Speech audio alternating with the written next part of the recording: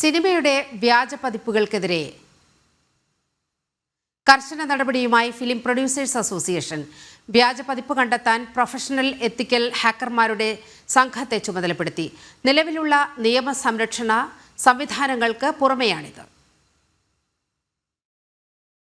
കഴിഞ്ഞ ദിവസം റിലീസ് ചെയ്ത എമ്പുരാൻ എന്ന ചിത്രത്തിന്റെ വ്യാജ പതിപ്പുകൾ വ്യാപകമായി പ്രചരിച്ച പശ്ചാത്തലത്തിലാണ് പ്രൊഡ്യൂസേഴ്സ് അസോസിയേഷൻ കർശന നടപടികളിലേക്ക് കടന്നത്.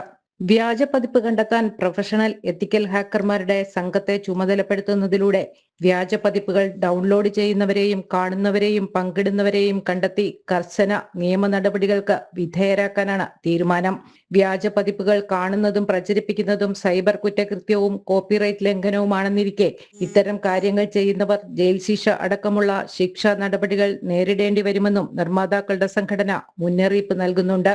പ്രേക്ഷകർ, സാങ്കേതിക സംഘടനകൾ, സൈബർ സെൽ, തിയേറ്റർ ഉടമകൾ, അന്വേഷണ ഏജൻസികൾ എന്നിവയുമായി സഹകരിച്ച് സിനിമാ വ്യവസായത്തെ സംരക്ഷിക്കാനാണ് പുതിയ നടപടിയെന്നും പ്രൊഡ്യൂസേഴ്സ് അസോസിയേഷൻ പ്രസ്താവനയിൽ പറയുന്നു.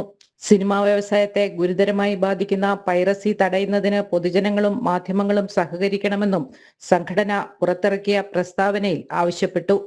ജനം, കൊച്ചി.